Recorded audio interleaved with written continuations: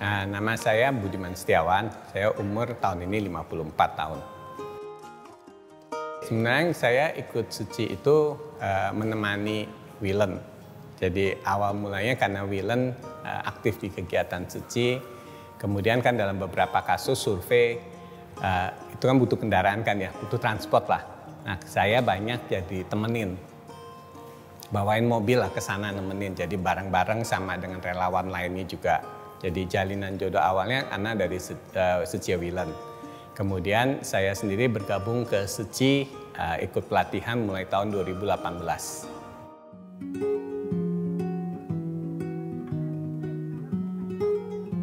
Saya dari 2007, jalinan jodohnya dari TAI TV.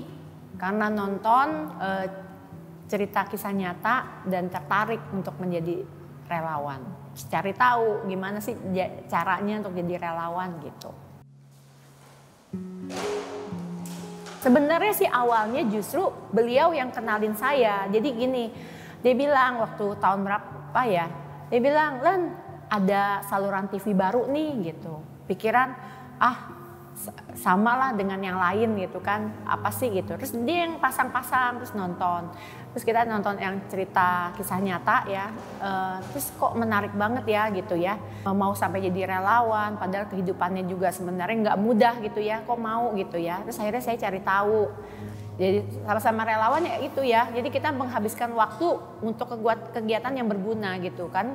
Kalau kita bukan berdua menjadi relawan, pasti pengennya kegiatan di luar Cici gitu kan, mungkin menghabiskan waktu di mall atau di mana. Tapi kalau ini yang saya harapkan nih berdua bisa sama-sama kayak gini kan, yuk hari Minggu kita sama-sama kita berkegiatan Cici, itu kan jauh lebih bermanfaat gitu.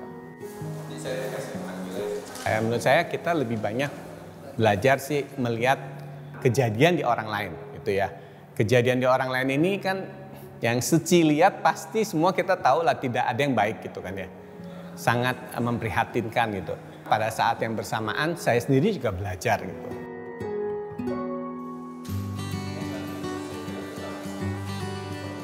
Berawal dari jejak sang istri yang terlebih dahulu menjadi relawan Suci, Budiman terinspirasi untuk melakukan kebajikan yang sama. Akhir pekan kerap ia gunakan untuk menggarap ladang berkah, salah satunya dengan aktif dalam kelas anak teratai Suci. Selain di misi amal, saya memang bantu di teratai.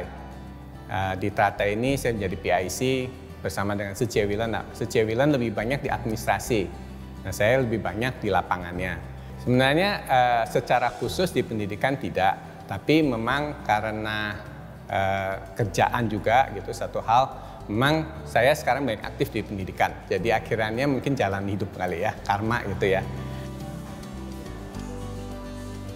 Kalau saya tugasnya lebih ke arah bagaimana mengkoordinasikan kegiatan teratai setiap bulan berjalan dengan baik. Jadi mulai mencari siapa yang akan bertugas mengisi acara, ya kan. Kemudian siapa yang mau menjadi MC, kemudian yang mengisi absensi. Jadi ini yang dipastikan agar kegiatan ini bisa berjalan. Nah, kalau di dalamnya saya lebih memastikan anak-anak mereka ikut aktif karena kita ikut memotivasi. Tujuannya lebih ke arah sana. Selamat pagi adik-adik semua. Pagi. Hari ini kita ketemu kembali di acara teratai. Anak teratai ini sebenarnya adalah anak-anak yang penerima bantuan dari Yayasan Buddha Suci untuk sekolah. Kemudian setiap sebulan sekali memang ini mereka diminta hadir. Kenapa? Karena supaya mereka lebih mengenal, lebih mengenal budaya humanis Suci. Anak teratai, memang teratainya itu sendiri adalah bunga atau daunnya. Dia bisa tumbuh berbunga yang sangat indah dalam kondisi yang kita tahu teratai kan hidupnya di lumpur kan ya. Ya, bukan dalam pengertian mengecilkan kepada anak-anak teratai, tapi karena kondisi lingkungan mereka yang ada saat ini di mereka itu kan tidak sebaik dengan anak-anak yang lain. Most likely lah, karena kalau tidak mereka tidak akan menerima bantuan. Nah, dalam kondisi yang tidak baik ini, kan kurang lebih dianalogikan dengan kondisi yang tidak baik. Nah, kondisi yang tidak baik tapi diharapkan mereka tetap bisa tampil menjadi memberikan contoh yang baik. Seorang anak berani bertanggung jawab. Saya adalah seorang. Ini tentunya kita berharap kan adik-adik ini kan ikut rata ya. Pasti yang pertama adalah kita harus hormat dengan orang tua. Jadi kita bisa menghormati karena mengerti orang tua itu kan susah kan membesarkan kita gitu ya. Jadi bukan hanya kita fokus kepada anak teratai, tapi anak teratai yang ada di sini berharap bisa menjadi orang yang lihat, oh bagus ya. Kemudian mereka mau belajar kan. Nah, itu yang diharapkan sih. Diikutin ya dari kelompok 2. Nah, ingat ya nomornya yang mana dicium boleh. Basically awalnya kita kan jadi mengerti karena ajaran dari Master Cheng Yen gitu ya.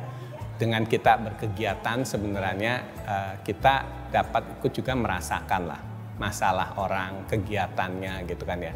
Nah, satu hal yang positif adalah dengan kita bekerja sebenarnya kita menyadari keberuntungan kita.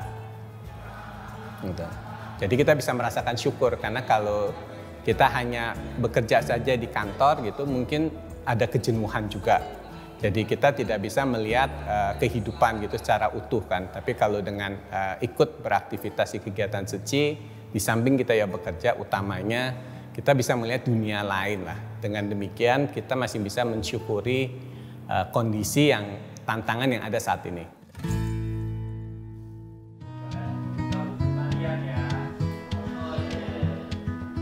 Di komunitasnya, Budiman turut membina anak-anak muda suci yang disebut tunas.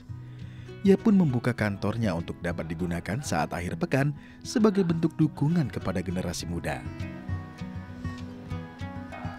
Saya juga bantu di anak-anak tunas sebenarnya. Jadi pembinanya tunas juga bersama Sejie Wilen. Kebetulan lokasi tunas kan berdekatan dengan rumah saya. Jadi kami bisa melihat prosesnya lah. Teman-teman tunas ini kan butuh fasilitas, butuh tempat. Kalau setiap kegiatan, rapat, mau ngadain di kafe, itu kan semua biaya. Ya kan? Atau kalau kita mau mengadakan di deponya sendiri seringkali digunakan dalam beberapa kegiatan lainnya. Kemudian fasilitas juga agak terbatas. Nah tentunya ini menjadi suatu tantangan, mau kemana nih? Nah kemudian saya dan Sejie Wilen berpikir ya udah fasilitas yang ada ini Sabtu Minggu kantor tidak menggunakan ya silakan digunakan oleh anak-anak teratai, anak-anak tunas sorry. Jadi mulai dari gencar mereka menggunakan, kemudian mereka baik menggunakan workshop, latihan bikin kue, bahkan juga mereka juga bikin kue untuk jualan ya pakai fasilitas itu sih.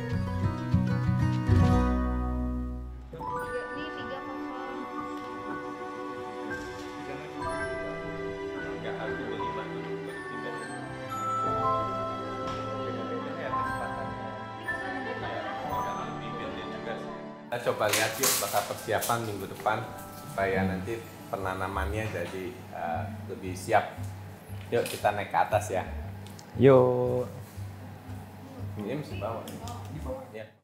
Ini latihan dulu hari ini kita bareng-bareng. Nanti kalau udah berhasil nanam sendiri di rumah-rumah ya. Iya. Jadi relawan punya apa? Sayuran minimal nggak usah belanja lagi.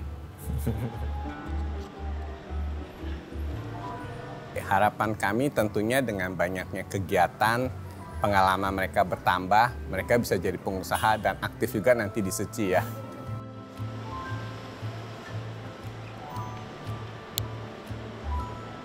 Suci ini kan terus kan berbuat kebajikan gitu ya. Saya kebetulan mengambil posisi yang membina anak-anak mudanya lah. Nah memang sejak usia dini anak-anak muda juga harus diajak masuk dalam kegiatan sosial. Tapi di sisi yang lain saya juga melihat bagaimana anak-anak muda ini selain kegiatan sosial, skillnya juga harus ditambah. Misalnya pembimbing kita lalu tiba-tiba nih misalnya lain sisi lagi. Ya pasti happy ya. Happy-nya mungkin bukan sembarangan happy ya. happy kan ada tingkatnya. Ini mungkin happy-nya udah yang maksimal lah, karena kan kalau jadi relawan terutama dia sudah mau bertekad menjadi seorang komite kan ya itu sudah jalan yang benar gitu kan. Nah artinya apalagi kan saya juga sudah menjadi seorang komite dan saya sudah komit nih menjadi murid master. Kalau kita bisa berdua jalan sama-sama kan akan jauh lebih baik gitu kan dibandingkan hanya saya sendiri. Kamu gimana sekolahnya? Saya Santoleo. Santoleo, kelas berapa? Kelas 11. Jadi bilangin kamu Sabtu ikut belajar gencar, belajar pelajaran tambahan supaya nilai kamu makin baik kan. Tentunya kita berharap kita bukan hanya diri sendiri lah ya. Pasti kita berharap sampai kita nanti usia tua pun kita tetap masih bisa aktif di kegiatan, karena sebenarnya kan kegiatan suci ini bukan untuk orang lain, lebih ke arah diri kita sendiri, sebenarnya kan pelatihan ke dalam diri kita sendiri gitu.